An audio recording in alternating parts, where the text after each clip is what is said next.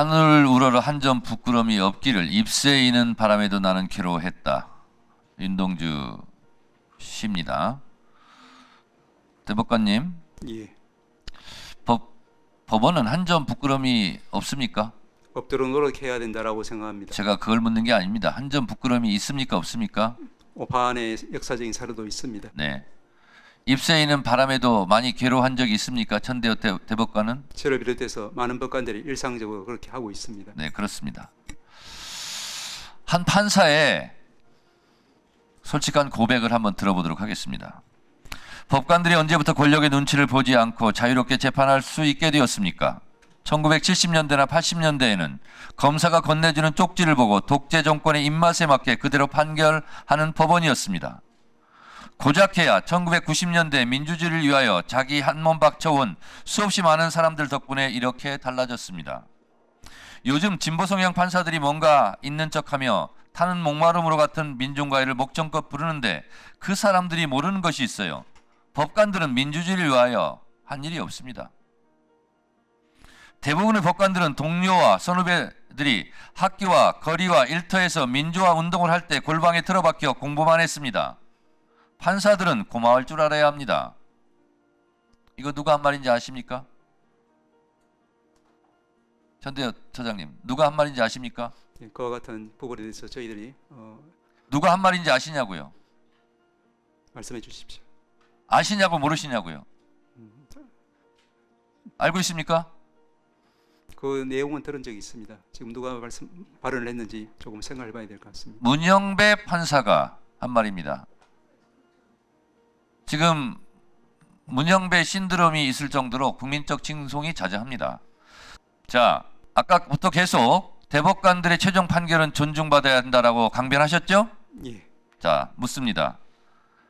100여 건이 넘는 간첩 조작 사건, 지금 문영배 판사가 고백하듯이 검사가 건네준 쪽지, 검사의 공소장에 있는 오탈자까지 판결문에 그대로 옮겨 복붙을 한 그런 대법원 최종 판결도 존중받아야 합니까? 묻습니다. 저희들이 과거에 부끄러워할 수 있는 그런 과거가 있었다는 부분 말씀. 다시 묻습니다. 제 질문은 그게 아닙니다. 검사가 건네준 쪽지에 의해서 검사 공소장대로 복붙을 해서 판결한 대법원 최종 판결도 존중받아야 합니까? 답변하십시오. 저희들은 지금 이제 그와 같은 과거의 실수를 번복하지 않기 위해서 최선을 다하고 있다. 그 대답이 아니라 그 최종 판결도 존중받아야 합니까? 라고 묻는 겁니다. 모든 판결에 오류의 가능성이 제로다라고. 다시 묻습니다. 간첩 조작 검사가 건네준 공소장 쪽지대로 판결한 대법원 최종 판결을 존중해야 됩니까? 존중하지 않아도 됩니까? 그 판단이 판결에 영향이 있었다라고 하면은 재심 절차를 통해서 구제돼야 되고. 그와 다시 묻습니다. 인혁장 최종 대법원 판결 후에 바로 사형 당했는데 그 인혁당 대법원 최종 판결을 존중해야 됩니까? 묻습니다. 사법 역사에 있어서 그 부분은 저희들이 부끄러운 역사라고 말씀드릴 수 있겠습니다. 자, 그러면 어렵게 답변하신데 쉽게 제가 질문 드리겠습니다. 인혁당 대법원 최종 판결은 잘된 판결입니까? 잘된 판결이라고 생각하지 않습니다. 그렇죠. 잘못된 판결이죠. 예. 그러면 지금 시간이 흘러서 지금 그렇게 말하지만 그 당시에도 법원 행정처장이 이곳에 와서 물었다면 조작된 간첩 사건 그 최종 판결은 존중받아야 합니다. 존중해야 됩니다. 라고 얘기했을 겁니다.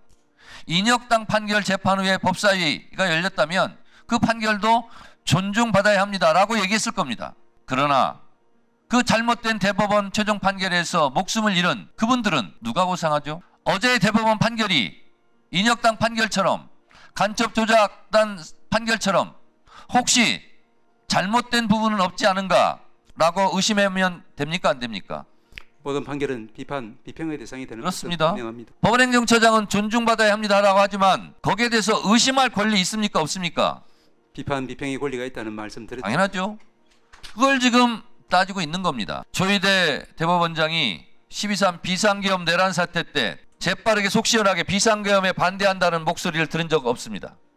내부적으로 한 적 있습니까? 그때 제가 이제 국회에 나와서 그와 같은 취지로 그 위헌성에 대해서 지적. 근데 왜 조희대 대법원장은 어제처럼 용감하게 말을 못하고 비상계엄 때는 골방에서 이불 쓰고 그러면 했습니까? 서부지법 폭동 사건 때 즉시 대법원장이 한 발언 있습니까? 제가 했던 그 당시 모든 발언이나 행동은 모두 우리 대법원장님과 모든 대법관들의 의사를 반영한 것이라고 아시면 될 것 같습니다. 대법원장은 왜 법원 행정처장 시켜서 그런 일을 하죠? 본인은 입이 없습니까? 12.3 내란 사태 때나 서부지법 폭동 사건 때는 아무 말도 못하다가 이렇게 국민의 참정권 헌법 67조에 보장된 대통령 국민의 투표에 선출된다는 그 조항을 심각하게 훼손할 수 있는 그런 것은 서슴없이 합니까? 오늘의 헌법은 법관들이 피땀 흘려 쓴 헌법 조항이 아닙니다. 국회 해산권을 없애고 국정 감사권을 부활했고 엄격하게 국가 비상사태는 엄격한 기준을 만든 것은 대한민국 국민들입니다. 법관을 잡아가려고 했어요. 체포하여 가려고 했어요. 그리고 법관을 죽이려고 했어요. 윤석열이. 그 법관의 양심에 따른 재판, 판결을 보호할 수 있었던 것도 헌법이고 그 헌법을 만든 것은 국민이라는 사실을 한시도 잊지 마십시오. 저희들 늘 잊지 않고 존경하고 있습니다. 제발 비겁하지 맙시다. 진보 성향이다, 보수 성향이다를 떠나서 법과 양심에 따라서 재판해야 되죠. 조희대 대법원장은 진보 판사입니까? 원칙주의자 판사로 알고 있습니다. 근데 왜 그랬대요? 왜 이렇게 무리수를 쓰면서 사법부의 불신을 자초하고 국민적 공분을 일으키는 그런 평소에는 용기가 없는 분으로 알고 있는데 그렇게 용기를 냈답니까? 왜 그런 일을 저질렀답니까? 답변대로 되겠습니까? 일각에서 이런저런 말이 많이 나오는데 그 중에 하나가 조희대 대법관하고도 잘하는 사이고 윤석열하고도 잘하는 사이고 한덕수하고도 잘하는 사이고 그래서 내통한 거 아니냐. 그래서 조희대 대법원장이 이재명 후보의 후보직을 박탈하려고 이렇게 신속하게 파기환송하고 그리고 대법원은 법률심만 하기로 돼 있는데 사실심까지 하는 무리를 써가면서 그 내통한 결과 아니냐. 이렇게 국민들이 의심하는 분들이 있어요. 답변대로 되겠습니까?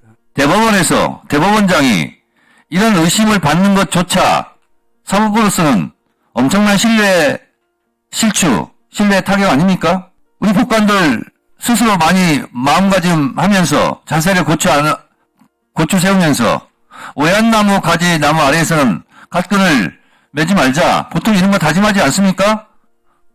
오이밭에서는 신발끈 묶지 말자.